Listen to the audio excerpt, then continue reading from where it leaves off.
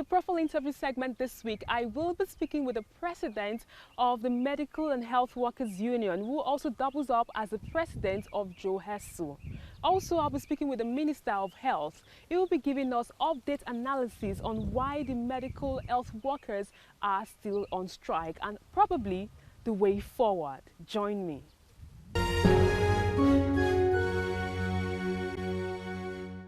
It's good to have you on the program. It's a pleasure meeting you again.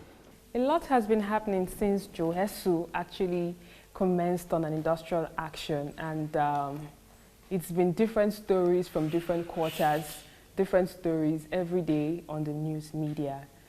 Top of it at the moment is the court order that we actually read on the pages of the newspapers. How are your members reacting to this court order that says health workers should go back to work? Thank you so much.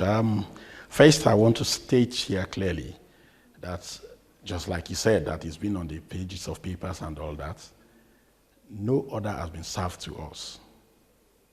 As I sit here, till today, this day being the 24th day of May 2018, an order has not been served to me nor my partner, my vice president. We are taking aback when people are saying, oh, that we have been served court order. Anyway, our members have been calling. They called when the story came up, and we said we have not been served.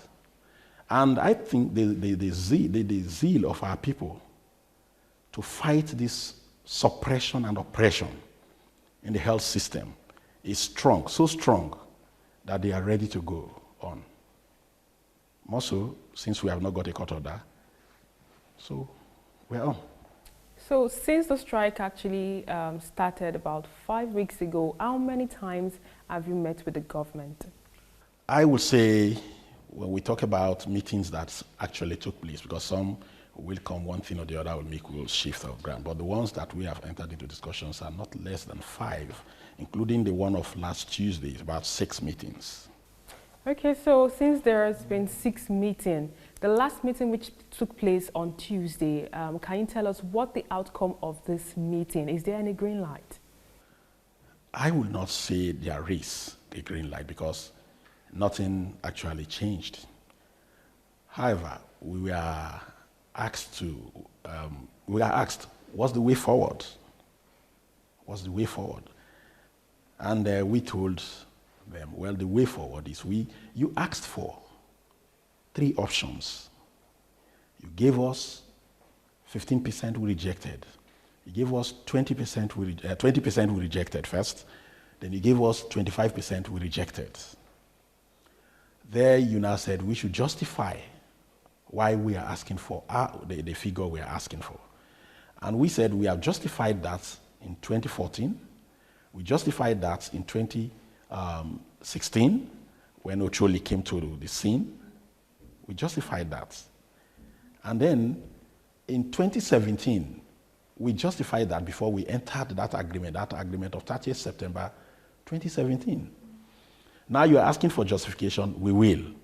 So we went, in order that we don't give them the excuse, we went and we made a 2-stage PowerPoint presentation.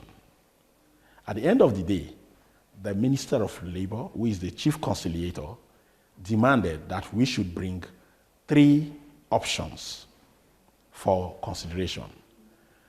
We sent the 3 options where, for the sake of Nigerians, for the peace of Nigerians, we decided to even lower our demand to 45%, which are at the highest point, and then down that way, to the point that it now culminated into reducing the original figure from 22.6 billion per annum as additional figure, worked by the Incomes and Wages Commission, to 16 billion.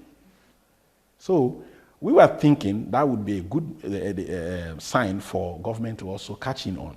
But government surprised us before that Tuesday meeting.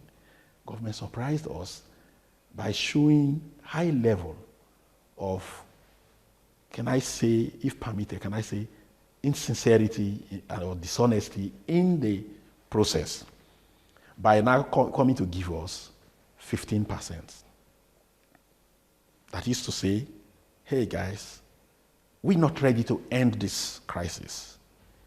So we gave you 25. Now we are giving you 15. Take it or leave it. Talking about court orders, how many court orders has the federal government actually obeyed as regards this issue? Thank you for that, you see. To be very candid, even within the health, we have over 8 rulings and judgments that the same federal government, the Ministry of Health to be specific, have failed to obey. Even when they try to obey the skipping ruling or judgments in 2017, we got the judgment in 2013.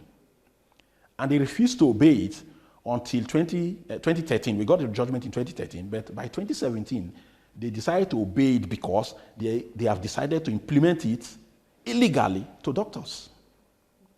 That was when they decided to now implement it haphazardly for our members. They are not, even not all members have been implemented for. But again, guess what? The doctors were not entitled to that. The government had money to pay that illegal payment. The doctors were not entitled to that. Incomes and Wages advised with a circular that this item is not to be benefited by doctors. The judgment is for GSU members only. So please do not give to doctors. Yet they violated that and they now gave it to doctors. And they also provided arrears, 1.5 billion for arrears, to pay arrears for the doctors, skipping, illegal skipping. Now, for us, even with the amount that was proposed, the 22.6 billion that was proposed by Incomes and Wages, it required just 1.8 billion a month as additional cost. But that cannot be raised. But when it is time to raise money to pay what is illegal to the doctors, it is done.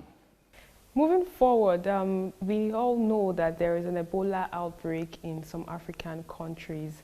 At this point, don't you think you should go back to work? Yes, I feel so bad that the government allowed this to continue to this level. I think in serious countries, the Federal Ministry of Health, knowing fully well that our demands are genuine demands, would have come in to solve this within the shortest period. Because we also rolled out, and mind you, we decided to prevent this strike action a long time. It's been since 2014. And up to even when we now started the strike that culminated in the agreement in 2017, which took about 9 days, we decided that if the government is serious, we will prevent this strike action. So for 6 months, we were playing the foolish man position. For 6 months, we were playing the lazy man's position by not reacting, even when provoked. Even when time after time, we were told stories that turned out to be untrue.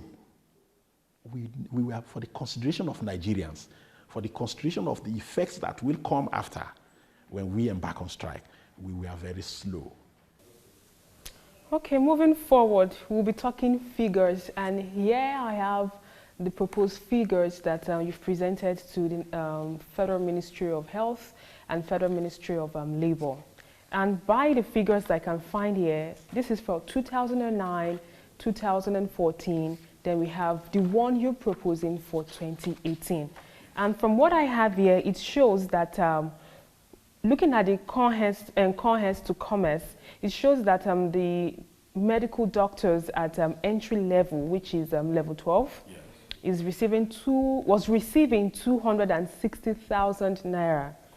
And while the nurse or other health workers were receiving 118,000 naira. And by the time they went on strike in 2014 and the government actually yielded to their demands, they started receiving 312,000 naira.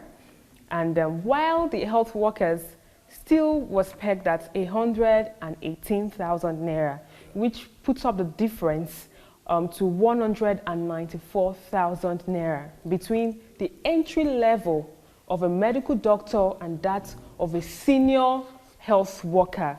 Now, moving to 2018 now, the medical doctors, of course, are still receiving their 312,000 naira since 2014, while the health workers are still receiving the same 118,000 naira. And now you are proposing that the government should increase it to 165,000 naira, which will make the difference between the entry level of a medical doctor and that of a health worker, a senior health worker, to 147,000 naira. How is this equality? That's the thing that amazes everybody. It's begging for answers. Every day people say, even the minister say, we're asking for equality. We have said we're not asking for equality, we're asking for equity. We had a particular difference, which was 142,000 naira difference by 2009. That was implemented. And in by 2015, it's 194,000. So all we are saying is, look, we had a gap, 142,000 naira gap, that we were not complaining. Now you have increased this to these people. Why not also bring back that gap? That gap that was existing, that was comfortable, there was peace in it. Why not bring it back? For industrial harmony. For industrial harmony. Now, that is what we've asked for. How would that be equality? How would that be equality? I'm amazed. What do you think can trigger a quick end to the ongoing strike? Thank you. For we, as much as we are reluctant to embark on the strike, whatever we'll do to make the strike end quick, we are ready. But one thing we know, we have lost confidence in the current negotiations.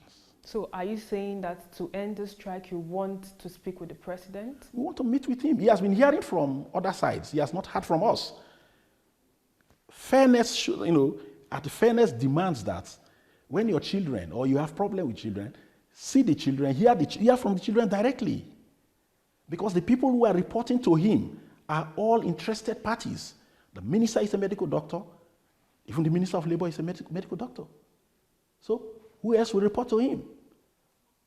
So for him to get to the truth of the matter, and for Nigerians to know the truth, he should avail us that. When NARD was on strike, the ministers took them to Mr. President. When NMA was on strike, they took them to Mr. President. What is wrong in taking the 5 registered trade unions? Those are not even registered trade unions. What is wrong in taking the 5 registered trade unions and APA that make up JSU to the president?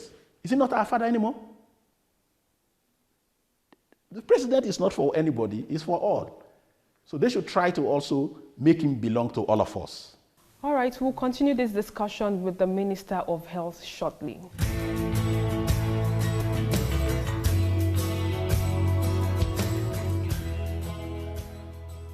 It's good to have you on the program, sir. Thank you, Sharon. A lot has been happening in the health sector, especially when it comes to the joint health workers strike. And there has been several meetings between the government and JOESO. I would like to ask you, how would you rate your negotiation with them? It's been tough and protracted. As of Tuesday, JOESO declined participating at the negotiation. They kept us waiting for 6 hours. And at the end of 6 hours, we got a letter from JOESO telling us that negotiations actually broke down. But let me also say on a positive note, they came back to the table on Tuesday, and at the meeting, they started talking again. But there are some other developments since negotiation broke down. First is the court ruling by the National Industrial Court, which JOESO denied. Initially, JOESO said it's fake news. Later on said they were not served. But then the Honorable Minister of Labor and Employment really challenged JOESO to say, if you are not served, why are you asking for a stay of execution? Can you really ask for a stay of execution or appeal against the judgment you denied being served? So I think at the end of it, common sense will prevail. I think the bottom line, which to me is helpful about the court ruling, is that the court is saying, go back to work and negotiation should start within 72 hours.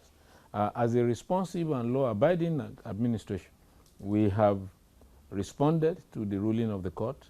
We have invited USU back within 72 hours, and I'm quite optimistic that the strike will soon come to an end. But if Joesu is saying that they've not been served, for me as an individual, I'm not taking sides, but an industrial court probably has given its verdict.